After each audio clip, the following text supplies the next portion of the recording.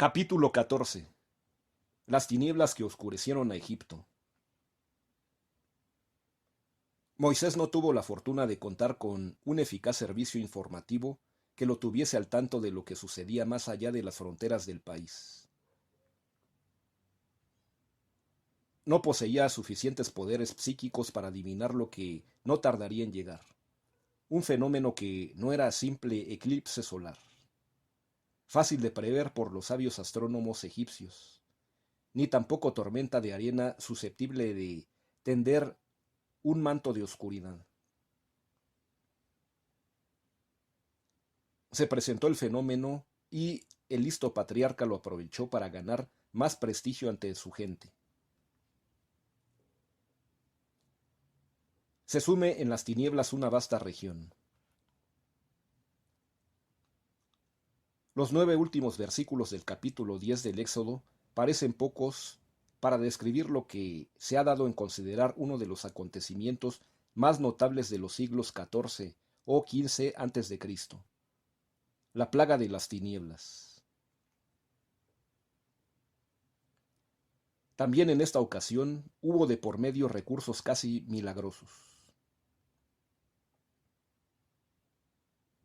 Echando mano de los mismos gestos del explorador que anunció a los salvajes el inminente eclipse salvador, Moisés extendió los brazos después de escuchar los consejos que le transmitió Jehová, para que a su conjunto se desplomase un manto de tinieblas sobre las tierras del faraón. Y vaya que sí se desplomó. El versículo 23 del mencionado capítulo 10, que pertenece a este segundo libro del Pentateuco, pródigo en maravillas de todo género, no puede ser más claro al explicar lo sucedido. Dice que ninguno vio a su prójimo, ni nadie se levantó de su lugar en 3 días. ¿Qué pudo deducirse al leer estas líneas? Sencillamente que se produjo en Egipto el apagón más largo de la historia. No duró 3 horas, como las tinieblas que siguieron a la muerte de Jesucristo, ni tampoco 12 como el famoso apagón de Nueva York. En este caso, la oscuridad se prolongó a lo largo de 3 días interminables. Y lo malo fue que nada obtuvieron Jehová y su discípulo, porque el faraón siguió negándose a permitir la salida de los hijos de Israel. ¿Es posible atribuir a un eclipse de sol el apagón? Imposible, afirman los astrónomos, porque los eclipses no pueden durar tanto tiempo. Además, han determinado que en aquellos tiempos no hubo ningún eclipse de esa magnitud.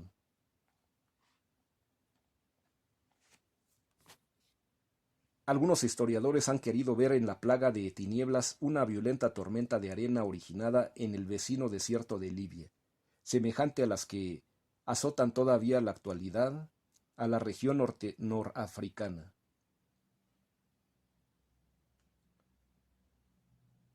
Pero tampoco este argumento logró convencer a nadie. Una tormenta de arena que oscureciese el cielo podría considerarse un fenómeno inusitado en el Polo Norte o en una selva, pero en Egipto, donde hay arena por todas partes, en las tierras desoladas que se extienden más allá de las orillas del río Nilo, una tormenta de arena, por muy grande que pueda ser, nada tiene de espectáculo inesperado, ni ahora ni en los tiempos bíblicos. Por otra parte, ¿cuándo se ha visto que una nube de arena pueda ocultar al sol por espacio de 3 días? El texto bíblico no dice que los sufridos egipcios pasaran aquellas 72 horas escupiendo los granos de arena que se les metían en la garganta por boca y nariz. No, la causa de las profundas tinieblas egipcias es preciso buscarla por otro lado.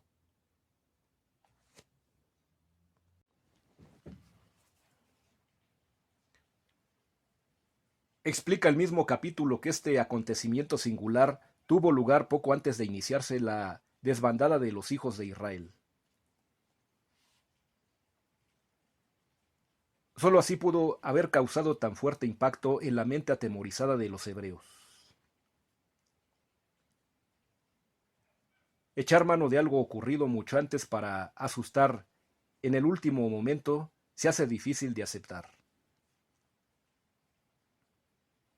El recuerdo de un apagón, por intenso que haya sido, se borra al cabo de cierto tiempo y solo se conserva en la mente de los testigos como algo curioso, como una noticia insólita en la que terminan por no creer quienes no lo contemplaron.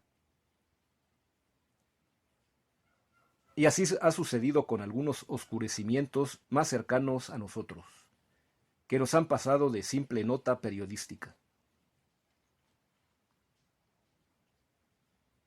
El 26 de abril de 1884 cayó sobre la ciudad inglesa de Preston un profundo manto de tinieblas, al grado de que los animales se fueron a dormir creyendo que había anochecido. 20 minutos más tarde brillaba de nuevo el sol. Este fenómeno inexplicable se produjo únicamente en Preston.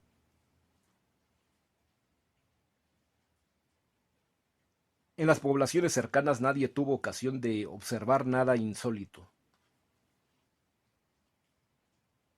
Sin embargo, este oscurecimiento pasajero no fue tan impresionante como el que conocieron en Londres en 1748.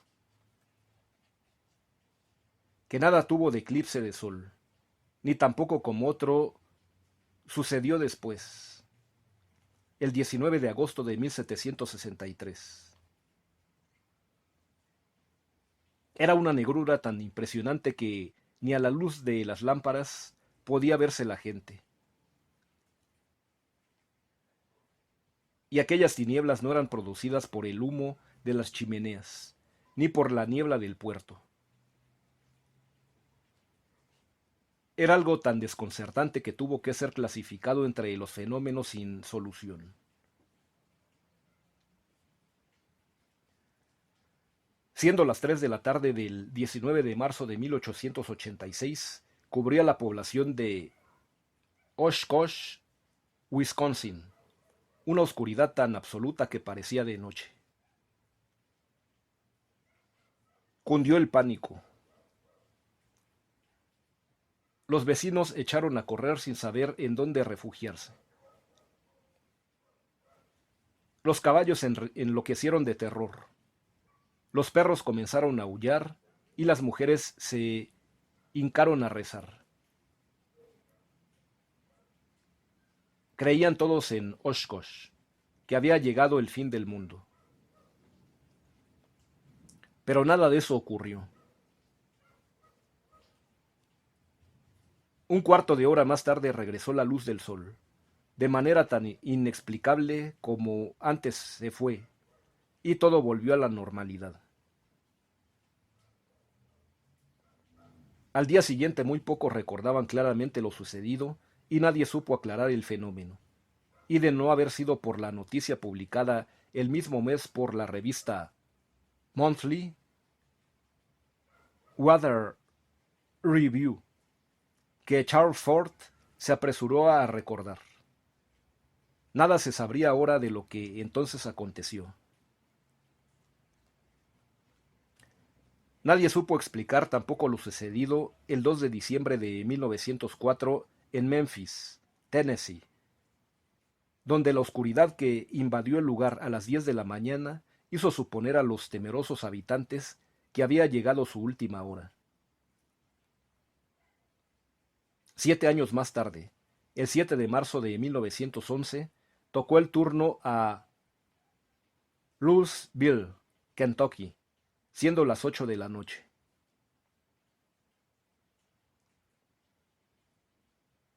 Los habitantes de Louisville demostraron una vez más su profunda religiosidad, o tenían más pecados de qué avergonzarse que los lugares del país, porque acudieron en tropel a la iglesia. presas de intenso terror.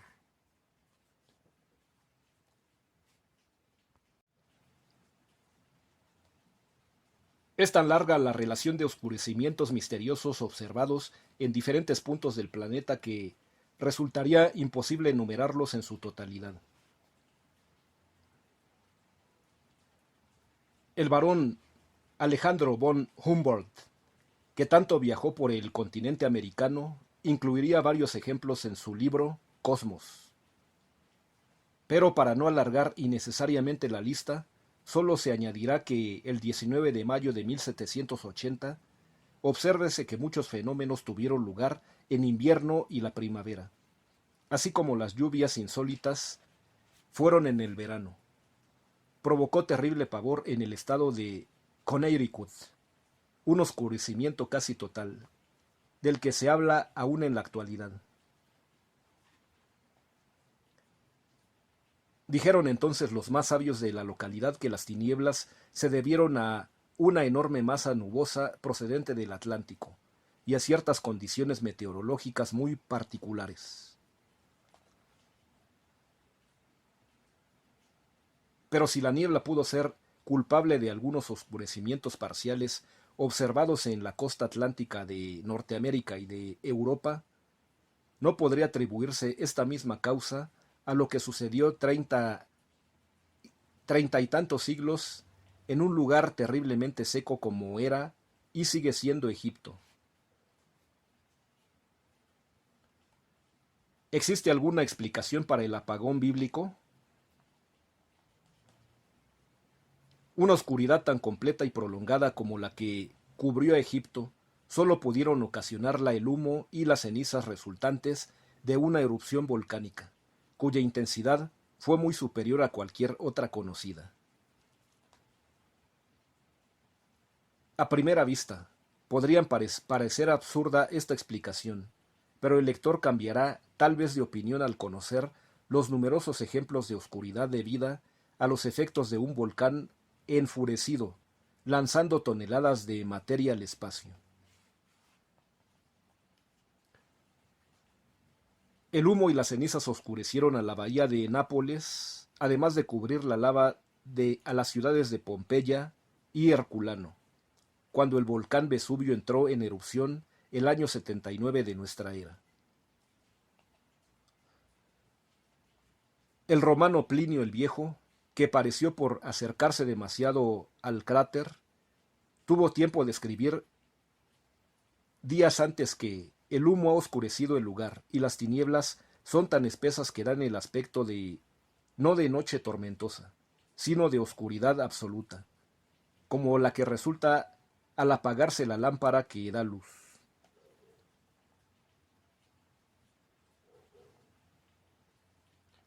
El volcán Conseguina, que se yergue a corta distancia de la capital de Nicaragua, despertó violentamente el 23 de enero de 1835 de un prolongado letargo y lanzó en todas direcciones enormes cantidades de cenizas.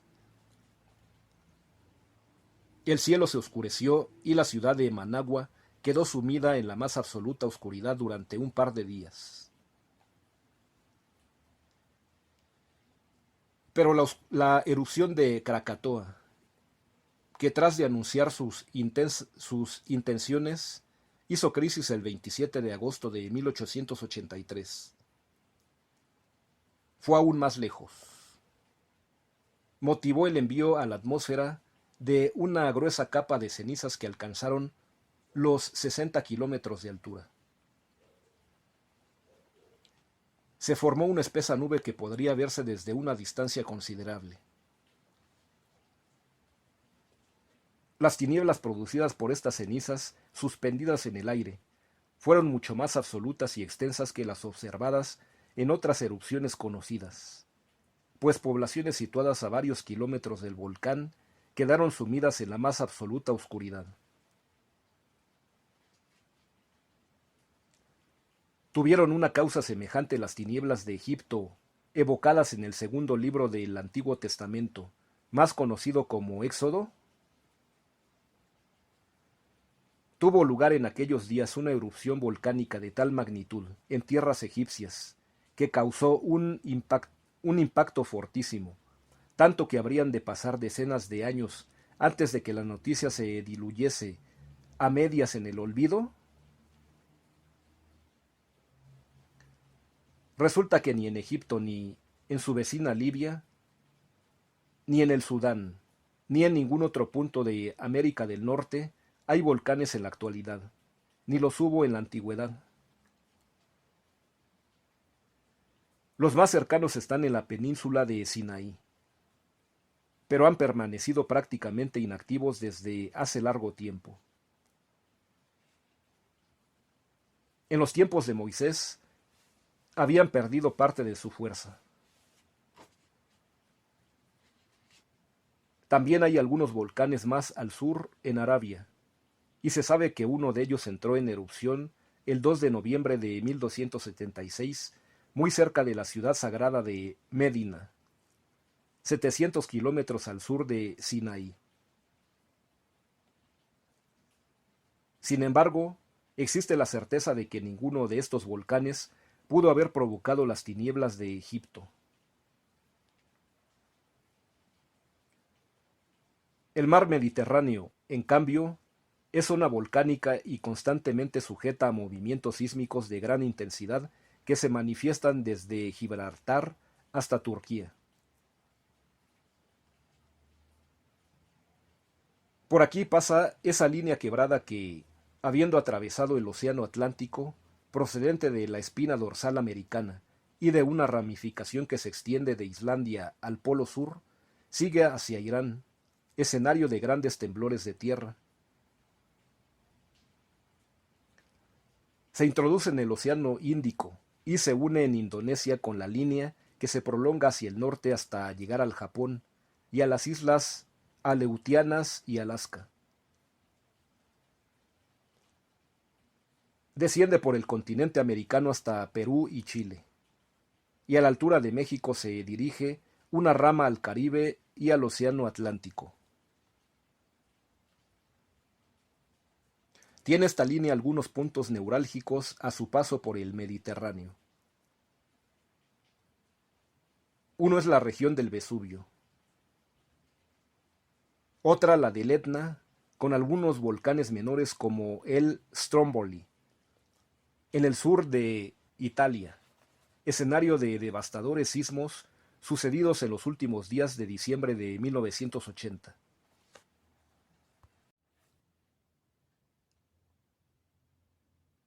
Y un volcán más se yergue en el archipiélago del Egeo, al norte de la isla de Creta. Aquí se encuentran los restos de lo que debió ser imponente volcán, más espantosamente poderoso que el Krakatoa. A fines del siglo pasado se descubrieron en una islita del Mediterráneo oriental ciertas huellas que demostraban la erupción de un volcán, acompañada de fortísimos sismos, que tuvo lugar a fines del siglo XV o mediados del XIV a.C. En 1889, una expedición científica dirigida por los profesores von Gaertringen y Philipson realizó excavaciones en la isla de Thera, llamada alguna vez Santorin, por los genoveses en el mar Egeo. Quedó demostrado que había en la isla un volcán que hizo erupción 35 siglos antes, causando mayores daños que las catástrofes del Vesubio y del Krakatoa juntos. 60 años más tarde, un grupo de sismólogos y arqueólogos dirigidos por el profesor Spiridon Maritanos, notable especialista en antigüedades griegas, descubrió bajo las cenizas una ciudad que se había mantenido en estado casi perfecto.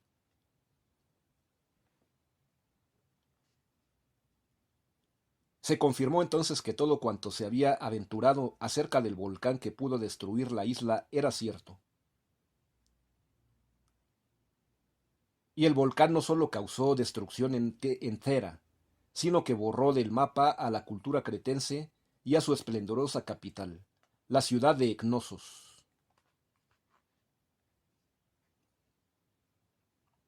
El volcán que oscureció parte del mundo. Hay en el planeta diversas regiones famosas por los volcanes que en ellas se yergue y que, en algún momento fatídico de la historia, causaron problemas muy serios a causa de sus violentas erupciones. En México se conoce el caso del Xitle, cercano a la capital, que cubrió de lava el lugar hace unos 2000 años. De vez en cuando despiertan los volcanes que duermen en Islandia y obligan a los habitantes a abandonar sus casas y sus pertenencias. Son conocidas las catástrofes ocasionadas por el Etna siciliano y el Vesubio napolitano, y en Indonesia está el Krakatoa, que sufrió la erupción más impresionante de los últimos siglos, después de quedar casi por completo desintegrado al ser despedida su materia al espacio. Ha seguido creciendo lentamente en espera de manifestar de nuevo su furia.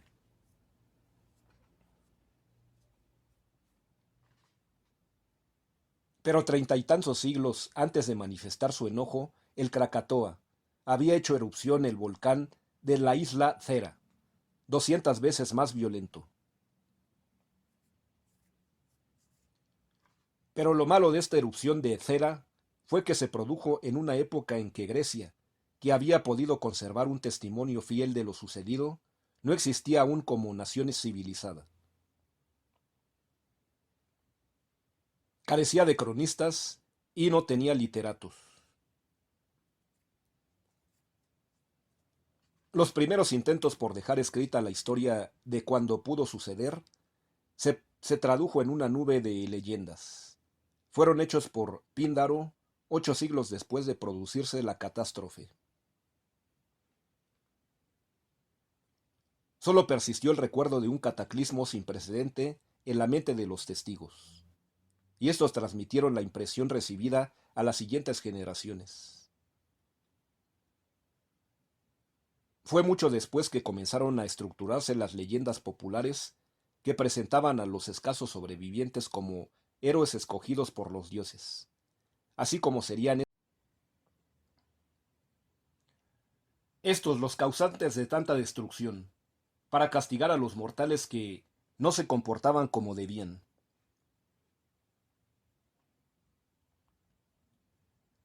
Uno de los episodios nacidos de esta información imprecisa sería el protagonizado por los argonautas, al mando de Jason, que navegaron a la Cólquida para conquistar el vellocino de oro. Cuando se encontraban en las inmediaciones de Creta, estos argonautas fueron víctimas de las iras de un gigante de bronce llamado Talos, que era el guardián de la isla. Eran los proyectiles que lanzaba Talos contra la gente del navío, piedras incandescentes procedentes del volcán. Algunos autores han querido ver en el gigante de bronce el primer robot de la historia, que pereció cuando Medea desprendió una fina membrana que tenía el gigante en el tobillo y salió la sangre por el orificio, como torrente de plomo fundido.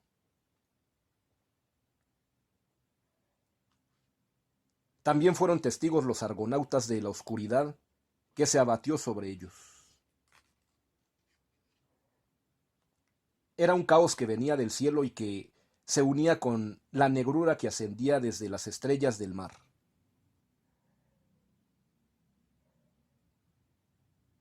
Los argonautas no sabían si navegaban por el mar o por el infierno.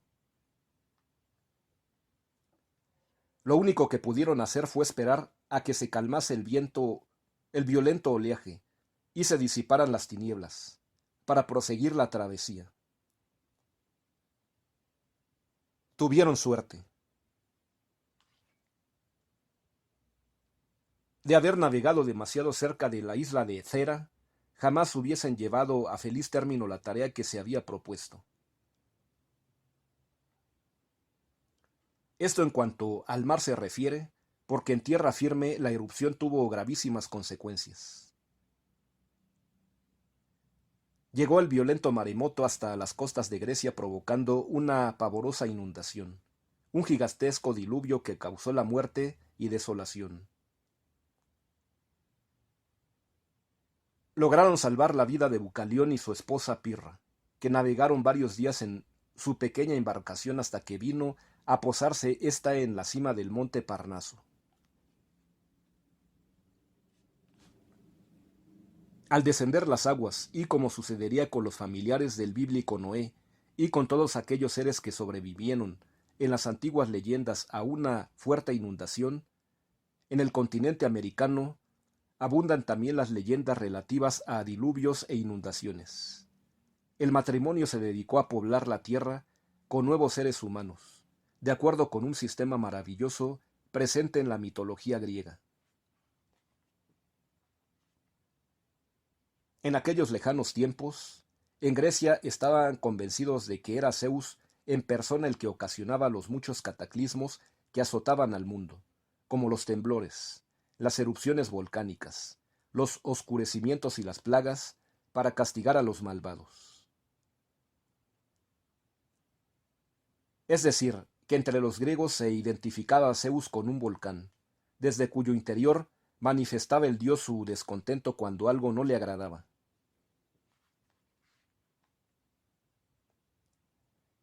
Los griegos situarían la residencia de Zeus y de otros dioses en la cumbre de un monte, el imponente Olimpo, porque era en lo alto de las montañas que la humanidad tenía mayores oportunidades de salvarse en caso de un diluvio.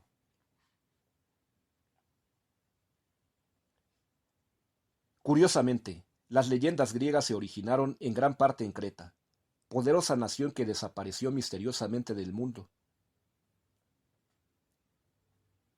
Algunos historiadores opinan que fue la erupción del volcán de Thera la causa del fin cretense, y al mismo tiempo ha ido creciendo la casi certeza de que la famosa Atlántida mencionada por Platón se encontraba precisamente aquí, en la esplendorosa isla de Creta, cuya cultura refinada y sus enormes riquezas habían enojado la envidia de los egipcios.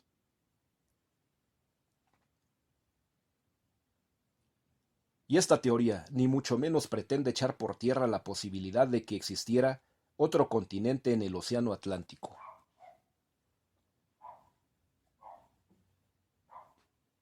Lo que sucedió con esta historia de la Atlántida fue que, lo mismo que Platón que su antepasado Solón, sufrieron una seria confusión en cuanto al lugar donde debió encontrarse el continente sumergido.